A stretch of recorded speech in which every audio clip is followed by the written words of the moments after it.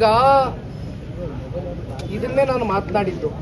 ಇಲ್ಲಿ ಒಂದು ಅವರ ವಿಚಾರ ಒಂದು ಭಾಗ ಆಯ್ತು. ಮತ್ತೊಬ್ರು ಭಾರತೀಯ ಜನತಾ ಪಾರ್ಟಿಯ ಶಾಸಕರು, ಅವ್ರ ಮೇಲೂ ಇದೇ ರೀತಿ ಒಂದು ಆಡಿಯೋ ಆಪಾದನೆ ಬಂತು. ಒಂದು ಕ್ಷಣ ಆಲೋಚನೆ ಮಾಡಲಿಲ್ಲ ಸರ್ಕಾರ, ಒಂದು ಕ್ಷಣ ಆಲೋಚನೆ ಮಾಡಲಿಲ್ಲ. ಅವ್ರನ್ನ ಕರ್ಕೊಂಡೋಗಿ ಒಳಗಡೆ ಹಾಕಿದ್ರಿ, FIR ಮಾಡಿದ್ರಿ, FSL ರಿಪೋರ್ಟ್ ತಯಾರಿ ಮಾಡ್ತೀನಿ ಅಂತ ಎಷ್ಟು ದಿನ ಇಟ್ಕೊಂಡ್ರಿ ಅವ್ರನ್ನ ಒಳಗಡೆ? ಅಂದ್ರೆ ಬೇರೆ ಪಕ್ಷದವ್ರಿಗೊಂದು ನ್ಯಾಯ, ಸರ್ಕಾರದಲ್ಲಿ ಆಡಳಿತದಲ್ಲಿ ಇರ್ತಕ್ಕಂಥ ಪಕ್ಷದವ್ರಿಗೊಂದು ನ್ಯಾಯವ? ಸರ್, ಅಧಿಕಾರಿಕೆಯಿಂದ ಅವ್ರ ಮೇಲೆ ಪ್ರಕರಣ ದಾಖಲಿಸಕ್ಕೆ ಹೆಸರೇ ಕೊಟ್ಟಿಲ್ಲ, ಆ ರೀತಿಯ ಒತ್ತಡಗಳು ಬಂತ ಅಂತ ನನಗಿರ್ತಕ್ಕಂಥ ಮಾಹಿತಿ ಇಂದಿನಿಂದ ಅಲ್ಲ.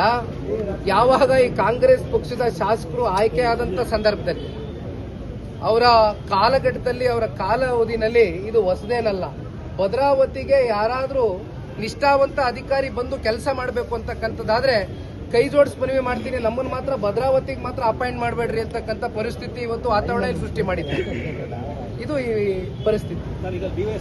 ನೀವು ನೋಡ್ತಿದ್ದೀರಾ, ಇದು ನ್ಯೂಸ್ 88 ಕನ್ನಡ, ಸುದ್ದಿಯ ಜೊತೆ ಸದಾ ನಿಮ್ಮೊಂದಿಗೆ.